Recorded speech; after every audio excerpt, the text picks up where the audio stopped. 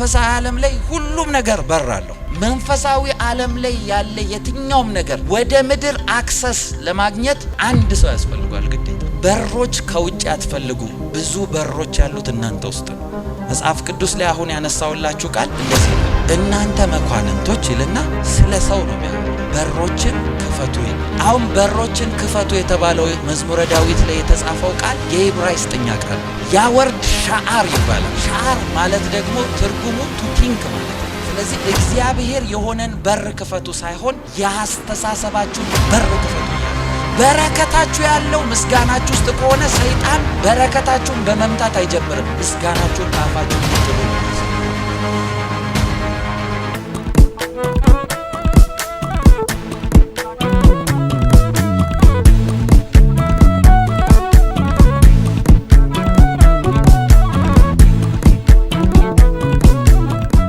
መጽሐፍ ቅዱስ ከያዛችሁ የመንፈሳዊ ዓለም በሮች ነው ማስተምራችሁ። እነዚህ ደግሞ ሲሪየስ ስለሆኑ ነው። የመንፈሳዊ ዓለም በሮች መዝሙረ ዳዊት ምዕራፍ 24 ቁጥር 7 24 ቁጥር 7 እንደዚህ ይላል። ቁጥር 7 እንደዚህ ይላል፣ እናንተ መኳንንቶች በሮችን ክፈቱ፣ የዘላለምን ደጆች ይከፈቱ፣ የክብር ንጉሥ ይግባ። አሁን እዚህ ጋር ቃል ነው የተሰጣችሁ፣ መንገድ ነው ዳዊት የሚያሳያችሁ። እንደዚህ አለ፣ እናንተ መኳንንቶች አለና በሮችን ክፈቱ አለ። በደንብ ስሙኝ። ከዛ የዘላለም ደጆችም ይከፈቱ አለ። ከዚህ በኋላ ነው የክብር ንጉሥ ይግባ ያለው። ሰምታችሁኛል? ምኖችን ክፈቱ? በሮችን በሉ እስቲ። ከዛስ የዘላለም ደጆች ደግሞ ይከፈቱ። በደንብ ስሙኝ። እዚህ ጋር የዚህን አንድ ላይ አካሄዱን ካያችሁ መጀመሪያ የሚከፈተው በር ነው። በሩ ከተከፈተ በኋላ ነው ለዘላለም ለዘመናት የተቀመጡ ደጆች ደግሞ የሚከፈቱት። መንፈሳዊ ዓለም ላይ ሁሉም ነገር በር አለው። ከኔ ጋር ናችሁ? መንፈሳዊ ዓለም ላይ ሁሉም ነገር በር አለው። ለምሳሌ ሳላገባ በፊት እኔ ላጤ እንጂ ባለትዳር አልነበርኩም ነው አይደል? አሁን ያገባችሁ ሰዎች ወንዶች ምንድነው የምትባሉት?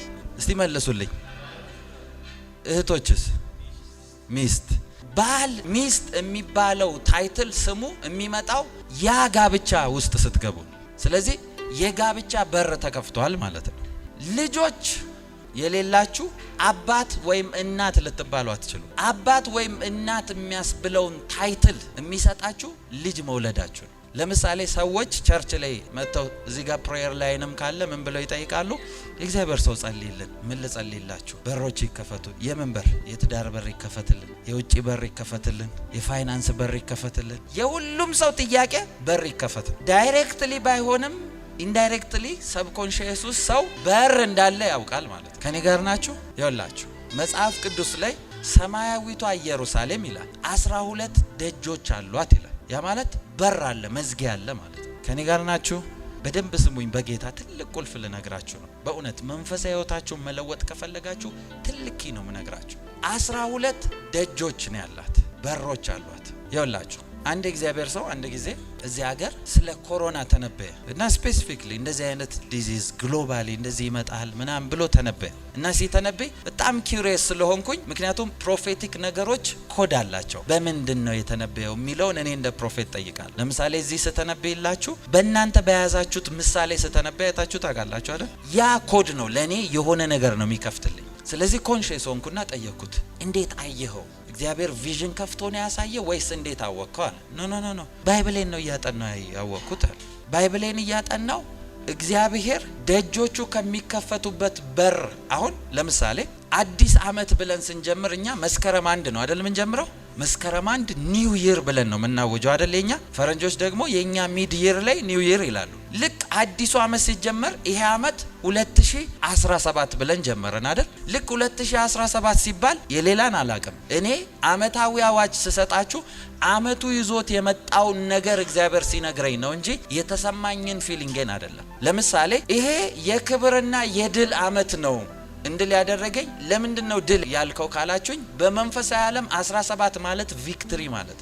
ስለዚህ ያንን ምልክት ስለማቅ እዛ እናገራለሁ። ስለዚህ ያም እግዚአብሔር ሰው በምን ተናገርክ ስለዚህ እንትን አልኩት እና ጌታ አንድ ነገር ብቻ ነው የነገረኝ። በዚህ አመት ላይ መንፈሳዊ ዓለም በር የሚከፈተው የዮሴፍ በር ነው ብሎኛል አለ። ስለዚህ የዮሴፍን ሲዝን ምድር ላይ ሳጠና ግሎባል ፕሮብሌም መጥቷል አለ። ሙሉ ምድርን የሸፈነ ችግር መጥቷል። ከኔ ጋር ናችሁ? ስለዚህ ከተማ ሁሉ አንድ ቦታ እስኪሰበሰብ መፍትሄ ፍለጋ ከተማ ሁሉ ጋር ችግር መጥቷል እና እንደዚህ አልኩኝ አለ። ይሄ በአንድ የሚጠፋ አይደለም፣ አመታት ይቆያል አለ። እና ኮሮናም ሲመጣ እዚህ ሀገር ይጠፋል ትንቢት እየተተነበየ ነበር አይደል? ኮሮና እስካሁን አልጠፋም አለ። እንዴት አይጠፋም አልኩት። አትሊስት ለመጥፋት 7 አመት መቆየት አለበት አለ። ለምን? በዮሴፍ አመት ነው የተከፈተው ስላለኝ ድርቁ ለ7 አመት ቆይቷል። እየገባችሁ ነው? መንፈሳዊ ዓለምን እንዴት መረዳት እንዳለባችሁ እየገባችሁ ነው? ምልክትን መረዳት ካልቻላችሁ የእግዚአብሔርን ጥልቅ ነገር አንደርስታንድ ልታደርጉ አትችሉ። ምክንያቱም ጌታ ኢየሱስ እንኳን ደመናን አይታችሁ ስለ ዝናብ መናገር ትችላላችሁ፣ እንዴት ምልክቶችን ማንበብ አቃታችሁ እኮ ነው። ኤቭሪቲንግ ሜሴጅ ይዞ ስላለ ማለት ነው። አንዳንድ ሰው እንደ ክርስቲያን አምሶሪ ሄንስል እንደ አማኝ በየአመቱ መንግስት ሲለወጥ ኮምፕሌን የምታረጉ ጌታ ራሱ ያፍርባችኋል እናንተ። ለምን ካላችሁ እንደ አማኝ በሲዝን የሚሄድ አኖይንቲንግ ነው ጌታን መጠየቅ ያለባችሁ። ለምን ካላችሁ ከነገዶች የይሳኮር ነገድ ዘመኑን ያውቁ ነበር ይላል። ስለዚህ ዘመኑ ምን ይዞ መጣ እግዚአብሔርን ጠይቃችሁ ከሱ ጋር ነው ሙቭ ማድረግ ያለባችሁ። ከኔ ጋር ናችሁ? የመንፈሳዊ ዓለም በሮችን አንደርስታንድ ካረጋችሁ የት ርቀት ያክል ድረስ ከእግዚአብሔር ነገር ጋር መሄድ እንደምትችሉ በበሩ አንደርስታንድ ማድረግ ትችላላችሁ። ለምሳሌ አንዳንድ በሮችን ስታዩ የቤተ መንግስት መግቢያ የሚመስሉ የሀብታም ቤት በሮች አሉ። በሩን አይታችሁ ውስጡ ያለውን መገመት አያቅታችሁ። ለምን? መግቢያው የያዘውን ነገር ስለምታውቁ። ልክ መንፈሳዊ ዓለም እንደዚህ እንደሚከፈት ፖርታል እንዳለው ሁሉ ኤቭሪቲንግ በህይወታችሁ በር ነው፣ የሆነ የተከፈተ በር ነው ወደ እናንተ በረከትንም ጥፋትንም የሚያመጣው። በደንብ ስሙ። እነዚህ አይነት በሮች ግን ምድር ላይ ዝም ብለው አይደለም የሚከፈቱት። የእግዚአብሔርንም ፕሪንሲፕል እንድታውቁ ስለምፈልግ፣ ለምሳሌ እግዚአብሔር አንድ ነብይ ፒክ አድርጎት ኤርሚያስ የሚባልን ነብይ ጠርቶት እያሳየው ከፍቶለታል እኮ አይኑን እያሳየው ሂድ ይሄን አድርግ ማለት አይችልም እንዴ? እንደዛ ማለት እየቻለ ግን ምንድን ያለው? ማንን ልላክ ይለዋል። ለምንድን ነው እንደዛ የሚጠይቀው ካላችሁኝ፣ መንፈሳዊ ዓለም ላይ ያለ የትኛውም ነገር ያው እግዚአብሔር ፊት ይሄን በደንብ ስሙ። መንፈሳዊ ዓለም ላይ ያለ የትኛውም ነገር ወደ ምድር አክሰስ ለማግኘት አንድ ሰው ያስፈልጋል ግዴታ። ስሙኝ፣ በጌታ ስሙኝ። እግዚአብሔር የምድርን ሲስተም ሲሰራ መንፈሳዊ ዓለም ዝም ብሎ መጥቶ ኢንተርፌር እንዲያደርግ አይደለም የሰራው። የጨለማ ኃይልም በሉ ጥፋትም መናፍስቶች ለምን ገቡ ካላችሁ በር ስለተከፈተላቸው ነው። ለዛ ነው መጽሐፍ ቅዱስ በአንዱ አለመታዘዝ ሞት ወደ ዓለም ገባ ይላቸዋል። ገባ ማለት አልነበረም ማለት ነው። ልክ የሚቀበሉ ሆስት የሚያደርጓቸው ይፈልጋሉ ማለት ነው። ስለ መናፍስቶች ላስረዳችሁ። ለምሳሌ በደንብ ስሙኝ። መናፍስቶች ምን እንደሚያደርጉ ልንገራችሁ። ሰዎች ሲታመሙ ሰው ቦዲ ውስጥ ፖዘስ ተደርጎ በበሽታ ሲመቷቸው በሽታን አይደለም እየለቀቁ ያሉት፣ ወይ በሽታን ከሆነ ነገር እየጎተቱ አይደለም። ለምሳሌ በጣም አደገኛ ችግርን፣ አደገኛ ድህነትን ስፒሪት ሲልክ ሰው ህይወት ውስጥ መንፈስ የሆነ ነገር እየጎተተ እያመጣ አይደለም። እንደዛ እንዳታስቡ። አንድ ስፒሪት ሰው ህይወት ውስጥ የሚያደርገው የጨለማ መናፍስቶችን ነው ማወራችሁ። ሰው ህይወት ውስጥ የሚያደርጉት ነገር ያ ሰውዬ ላይፍ ውስጥ ገብተው ያንን ነገር ነው ኢንጆይ የሚያደርጉት። የዛ መንፈስ ኔቸር በሰው ህመም ኢንጆይ ማድረግ። ስለዚህ ገብቶ ኢንጆይ ነው የሚያደርገው። ገብቷችኋል? አሁን ለምሳሌ አጋንንት ሲወጣ አለቅም እንደዚያ ለምን የሚል ይመስላችኋል? ኢንተርቴን እያደረገ ነው እዛ ውስጥ ሆነ። ይኸውላችሁ የጨለማ መናፍስትንም የእግዚአብሔርን መንፈስ የእናንተ አካሄድ ነው የሚገልጠውን ነገር የሚጨምረው። ልክ እነዚህ መናፍስቶች በሰው ህይወት ውስጥ ኢንጆይ እንደሚያደርጉት ሁሉ የእግዚአብሔርን መንፈስ በእናንተ ሁኔታ ኢንጆይ የሚያደርጋል፣ ይናደዳል። ስሙኝ፣ በጌታ በደንብ ስሙኝ። ለምን ይመስላችኋል መጽሐፍ ቅዱስ በእናንተ ውስጥ ያለውን ቅዱሱን መንፈስ አታሳዝኑት የሚሏቸው? እናንተ ውስጥ ሆኖ በእናንተ ሁኔታ ደስም ይለዋል ሊያዝንም ይችላል ማለት ነው። ስሙኝ በደንብ መንፈሳዊ ዓለም ላይ ያለን በረከትን የትኛውንም እንቅስቃሴ የእናንተ አካሄድ ነው የሚጎትተው። ልክ መንፈሳዊ ዓለም ላይ አሁን እንደነገርኳችሁ እንዳሉት ትልልቅ በሮች ያ የመንፈሳዊ ዓለም አክሰስ ደግሞ ወደ ምድር እንዲመጣ ብዙ በሮች ያሉት እናንተ ውስጥ ነው፣ ውጪ ላይ አይደለም በር ያለው። ከኔ ጋር ናችሁ?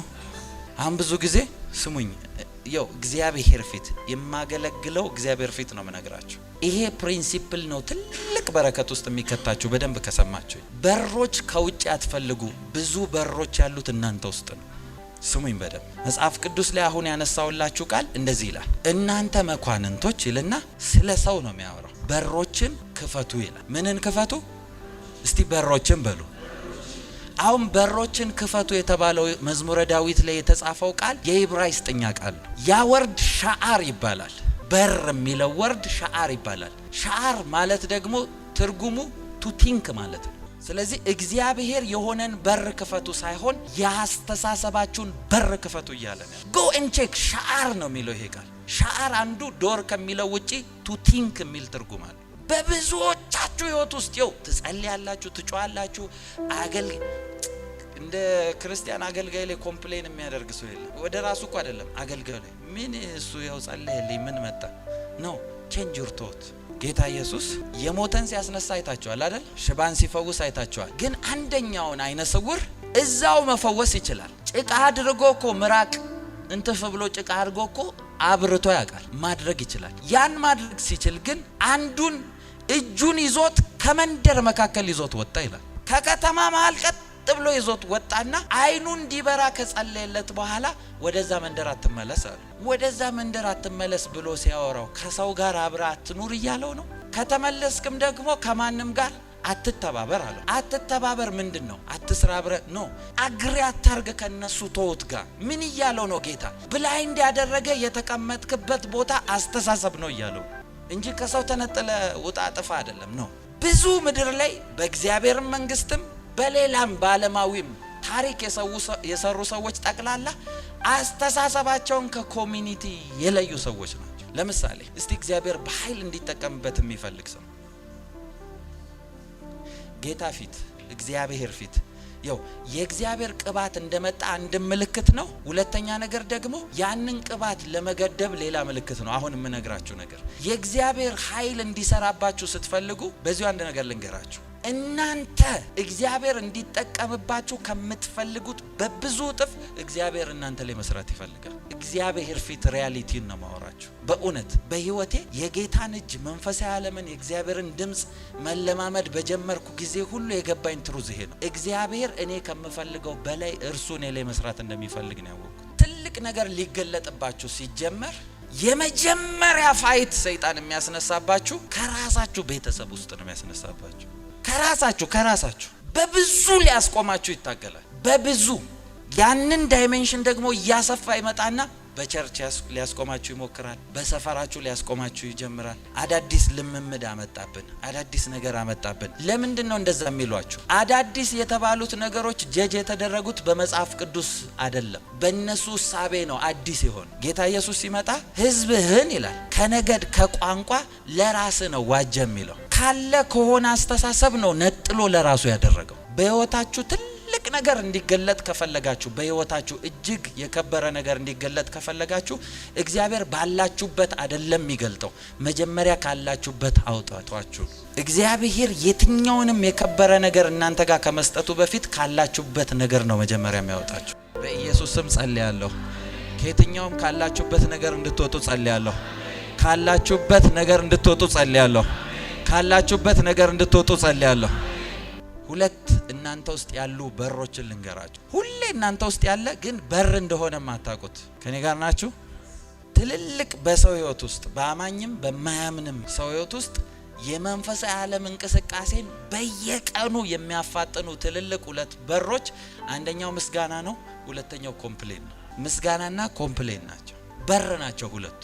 ለምሳሌ እግዚአብሔር መጣና ለህዝቡ እንደዚህ ያለ፣ ሰልፉ እግዚአብሔር ስለሆነ ከዚህ ታላቅ ወገን የተነሳ አትፍሩ ብሏቸዋል እግዚአብሔር ሲባሉ ትተው ሁሉንም ነገር መዘመር ጀመሩ። መጽሐፍ ቅዱስ እንደዚህ ይላል፣ ምስጋናቸውንም በጀመሩ ጊዜ እግዚአብሔር በሴር ላይ ድብቅ ጦርን አስነሳ ይላል። ምን በጀመሩ? ምስጋና በጀመሩ ጊዜ። ስሙኝ በደንብ። ምስጋናቸውን ሲጀምሩ የተነሳው ጦር፣ ስሙኝ፣ የተነሳው ጦር መልአክ ሊሆን ይችላል፣ ከዱር አውሬዎች ሊሆኑ ይችላሉ፣ ጉንዳን ሊሆን ይችላል፣ አንበጣ ሊሆን ይችላል። ድብቅ ጦር ነው የተባለው። የእግዚአብሔር ድብቅ ጦር መልአክ ብቻ አይደለም። ለምሳሌ ስሙኝ፣ እንደዚህ ይላል፣ በተምች በአንበጣ በኩብኩባ የተበሉ ዘመናቶቻችሁን መልሳለሁ ነው አይደል የሚለው። ምን እንደሚል ታውቃለህ? የሰደድኩባችሁን ሰራዊቴን ነው የሚለው። አንበጣ ኩብኩባ ሰራዊት ናቸው፣ በሆነ ጊዜ አውጥቶ የሚጠቀማቸው።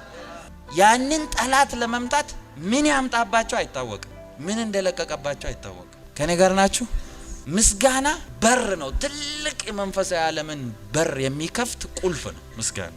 ያው ጌታ ፊት እንደ እግዚአብሔር ነብይ የሚሰማኝ ሰው አለ እዚህ ውስጥ? በጣም አደገኛ ቻሌንጅ ውስጥ ስትገቡ እኔን የእውነት ከሰማችሁኝ ዝም ብላችሁ አመስግኑ። እግዚአብሔር በሰው ህይወት ውስጥ ሞትንም ህይወትንም እንደ ብፌ ነው የሚያቀርብላችሁ። መምረጥ የእናንተ ድርሻ። በመረጣችሁት ነው የሚሰጣችሁ እግዚአብሔር። ከኔ ጋር ናችሁ? ምስጋና በተለይ ደግሞ በተጨነቃችሁበት ሁኔታ ላይ ምስጋናን ማብዛት ከጀመራችሁ በግድ የሆነም በር ታግላችሁ እያስከፈታችሁ። በእውነት ነው ምላችሁ ጌታ ፊት፣ በእውነት እግዚአብሔር ፊት ይውላችሁ the same thing።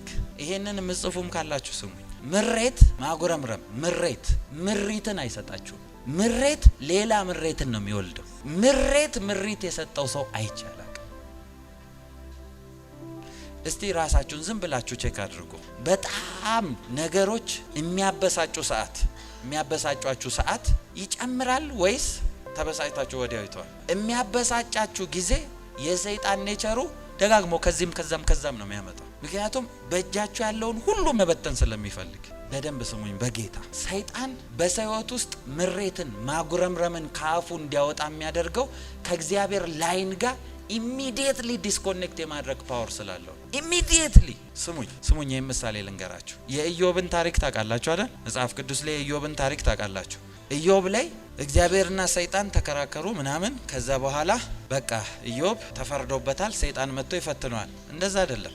ሲጀመር ሰይጣንን አቴንሽኑን ሁሉ ወደ ኢዮብ እንዲያደርግ ያደረገው ኢዮብ ራሱን።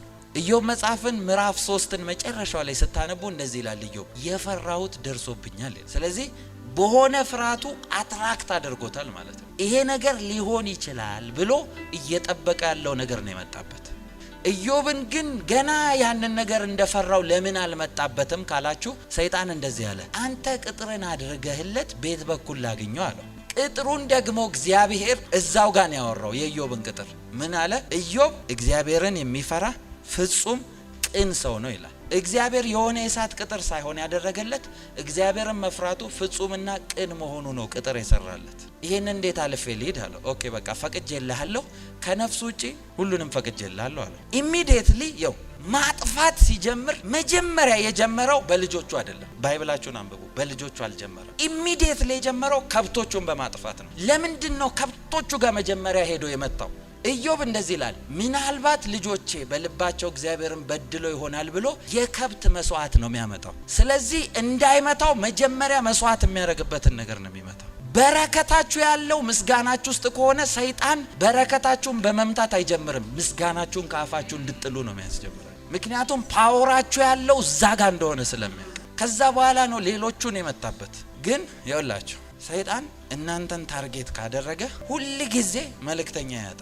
እኔ እንደው ልጠይቃችሁ እስቲ፣ ይኸው አሁን መውጫው በዛ ጋር ነው አይደል? የዚህ ቤት በር ብዙ ሰው አለ አይደል? እዚህ ጋር ይሄ ህንጻ ባንዴ ቢደረመስ እዚህ ጋር የነበረ ሰው በምን በኩል ነው ሾልኮ ወጥቶ ተደረመሰ እኮ ነው ያምልጬ ወጣው የሚለው? የኢዮብ ልጆች አብረው ቁጭ ብለው እየበሉ ሌሎቹም ሎሌዎቹም ቁጭ ብለው እየበሉ ቤቱ ተደርምሶ ሁሉን ነገር ሲጨርስ ሁሉን ሰው ሲጨርስ፣ አንደኛው ግን እኔ ልነግርህ አምልጬ መጣው። እዩት፣ እንደዛ ነው የሚለው። አደጋ የምስራቅ ሰዎች መጥቶ አደጋ ጣሉ፣ ከብቶቹን ሁሉ እንትናሉ፣ እረኞቹን ገደሏቸው። እኔ ልነግርህ አምልጬ መጣው። አንዱን ሰምቶ ሳይጨርስ በተከታታይ መጡበት። ከዛ እንደዚህ አለ፣ እግዚአብሔር ሰጠ እግዚአብሔር ነሳ፣ ቀላል ነገር ነው። ከዛ ቀጥሎ ያለው ስቴትመንት ነው፣ እናንተ ፕሮብሌም ሲደርስባችሁ ታወጡታላችሁ ወይ ነው። የእግዚአብሔር ስም የተባረከ ይሁን። በሁኔታችሁ እግዚአብሔርን መባረክ ትችላላችሁ ወይ? ማመስገን ትችላላችሁ ወይ? ሲሆንላችሁ ብቻ አይደለም። ልክ ኢዮብ ይሄን ካለ በኋላ ቢለው ሊያገኘው አልቻለም። ስለዚህ በሚስቱ በኩል መጣና ምን አለው? ሚስቱ ይሄ ሁሉ ሆኖብህ በቃ እግዚአብሔርን ሰድበህ ሙት አለችው። ኢዮብን የመጣበት በሽታ እንደማይገለው ሰይጣን ያውቃል። እግዚአብሔር ላይ መሳደቡ ግን እንደሚገለው በሚስቱ ላይ እየተናገረ። ሰይጣን ነገራችሁን ሊመታ ሲፈልግ በረከታችሁ ጋር አይደለም መሄድ የሚፈልገው። የበረከታችሁ ሶርስ የት ጋር ነው ያለው ነው። ብዙ ጊዜ አንዳንዶቻችሁ ኢቭን በክርስትናችሁ እንኳን የደከማችሁ ሰዎች መጀመሪያ ኃይላችሁ ጸሎታችሁ ጋር ከሆነ ያለው ቢዚ አድርጎ መጀመሪያ ጸሎታችሁን ነው የሚመታው። እናንተ በስራ ቢዚ ሆናችሁ ነው የሚመስላችሁ። በምድር ላይ ቢዚ ሰው የለም። አሜን። ብዙ ጊዜ እንደ ክርስትና ፌል የምናረግበት ትልቁ ነገር እግዚአብሔር መንገድን ከፍቶልን እየባረከን እየሄድን ባለንበት የበረከታችን መነሻን ሶርስ እንድንረሳ ነው ሰይጣን የሚያደርገው። አንዳንዶች ቤተክርስቲያን ውስጥ ስትገቡ በብላቴናነታችሁ በልጅነታችሁ እግዚአብሔር ያደረገላችሁን እያስታወሳችሁ ታለቅሳላችሁ። ድሮ እኮ ጌታን አመልከው ነበር፣ ድሮ እኮ ዘምር ነበር፣ ድሮ እኮ ወርሺፕ ሊድ ያደርግ ነበር፣ ድሮ እኮ ስጸልይ። መንፈስ ቅዱስ ኢቭን ቤተክርስቲያን ስትሄዱ ሪማይንድ የሚያረጋችሁ ኃይላችሁ እዛ ጋር ስላለ ነው። ያንን አንሱ እያላችሁ ያለ ሁለቱ ትልልቅ በሮች እናንተ ውስጥ ያሉት እነዚህ ናቸው። ትልልቅ በሮች እናንተ መኳንንቶች በሮችን ክፈቱ አለ። ከዛ በሮች ደግሞ ቱ ቲንክ ማሰብ የእናንተ አስተሳሰብ እንደሆነ አሁን አወራችሁ። ልክ እሱ ሲከፈት የዘላለም ደጆች አሁን ደግሞ ይከፈቱ ይላል። የዘላለም ደጆች የተባሉት የዘላለም በረከትን የያዙ ደጆች ናቸው። የእናንተ አስተሳሰብ ነው ትልቁን ደጅ የሚከፍተው። እግዚአብሔር ፊት ሕያው አምላክ ፊት እጅግ በመንፈሳዊ ዓለም በረከት መባረክ ከፈለጋችሁ ቁልፉ ያለው እዚህ ጋር ያሉ በሮች ነው መከፈት ያለባችሁ።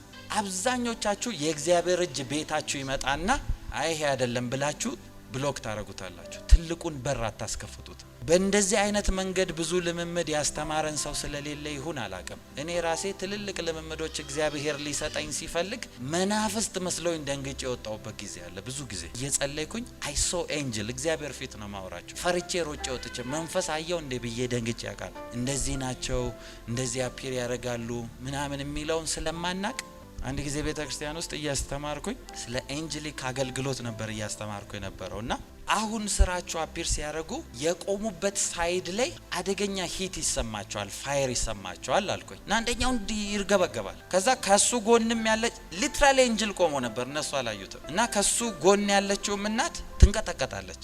እያዩት አይደለም ኤንጅሉን፣ የሱ አፒራንስ ግን የሆነ ፊዚካል ማኒፌስቴሽን ቦዲያቸው ላይ ያደረገ ነው። ከዛ ቸርች ውስጥ እንደዚህ አልኩኝ፣ ኤንጅል ምልክት ይስጥሽ ላንቺ አልኳት። እዚሁ አሁን የቆመው ኤንጅል እያልኳት ቁጭ ብላ ባለችበት ጆሮ ጌጧን ወስዶ ዲሳፒር አረገ እዛው ጋር። አሁን እሷ ዲሳፒር እጁ ላይ ይዞት ነበር እንደዚህ አለ ቸርች ውስጥ ቁጭ በይ እራሱ ያረጋልሻል አልኳት። መልሶ ጆሮዋን ያረጋላት። እነዚህ ኤንጅሎች ከናንተ ጋር ሙቭ አያደርጉም አይደለም። እነዚህ ኤንጅሎች ግን በህይወታችሁ አክት እንዲያደርጉ የናንተ በር ነው መጀመሪያ መከፈት ያለበት። ለምን ይመስላችኋል? ጌታ ከምንም በላይ አስጠንቅቆ ደጋግሞ የሚናገረው ስለ አስተሳሰብ ነው። ከምትሰሙት ተጠበቁ ለምን የሚል ይመስላችኋል? አንድ ጊዜ የሆነ ጊዜ ምሳሌ የሰማሁትን ልንገራችሁና እንጨርሳለን። ሰውየው ውሃ ውስጥ ሊሰምጥ ነው፣ ባህር ውስጥ ነው ያለው። ይጮሃል፣ እግዚአብሔር ሆይ እርዳኝ፣ እግዚአብሔር ሆይ እርዳኝ እያለ ይጮሃል። እና መርከብ ይዘው የሚሄዱ መርከበኞች ሲያልፉ ና እናውጣ ልትሰምጥ ነው። አይ እግዚአብሔር ይረዳኛል አላቸው። ከዛ ትቶት ሄዱ። አረ እግዚአብሔር ሆይ ልሰምጥ ነው እርዳኝ አለ። ከዛ አሁንም ሁለተኛ ሲመጡ አይ እግዚአብሔር ነው የሚረዳኝ አላቸው። ከዛ አልፈው ሄዱና ሰውየው ሰምጦ ሞተ። ከዛ እግዚአብሔር ጥያቄ መጠየቅ ጀመረ። እርዳኝ እያልኩ ለምንድን ያረዳኝ? ሁለት ጊዜ ልረዳ መጣው እኮ አንተን ያባረርካቸው። አንዳንድ ጊዜ ስለ በረከት ብዙ ጠይቃችሁ እግዚአብሔርን ለምናችሁ ሊባረካችሁ ሲመጣ አይ ይሄ ነገር ይሄ ክፉ ነው። እግዚአብሔር የሰጣችሁን በረከት እንኳን በአእምሮ እናንተ ውስጥ በተቀመጠ አስተሳሰብ ብሎክ አርጋችሁ ከናንተ ወጣውጣላችሁ። በመንፈሳዊ ዓለም ኢቭን የተበላሸ ጊዜያችሁ እንኳን መስተካከል ይችላል። አሜን በሉ። ግድ የላችሁ እግዚአብሔር ፊት እድሜ ራሱ ይካሳል። መልክ ይካሳል። እያወራችሁ ያለውት አመታት እንኳን ከዘመናችሁ ተበልቶ ቢሆን አመትን የሚክስ ጌታ አለ። እስቲ አሜን በሉ። አሜን። ዘመንን የሚክስ ጌታ አለ። አሜን። ዘመንን የሚክስ ጌታ አለ። አሜን። በኢየሱስ ስም ባረካችኋለሁ። አሜን። በኢየሱስ ስም ባረካችኋለሁ። አሜን። ማጉረምረም ከህይወታችሁ ይመታ። አሜን። እግዚአብሔር ምስክሬ ነው። ጠላታችሁን በኃይለኛው መምታት ከፈለጋችሁ፣ ለምሳሌ ሳኦል ሲናደድ ጦር አንስቶ ዳዊት ላይ ነው ወረወረ የሚለው አይደለ? ልክ ያንን አይነት መወርወር ከፈለጋችሁ ኢዚ ፓወር ያላችሁ ምስጋና ውስጥ እጆቻችሁን ከፍ አድርጉ። እስቲ ሁለት እጆቻችሁ ጌታ ሆይ በሉት። አመሰግንሃለሁ ጌታ ሆይ አመሰግንሃለሁ።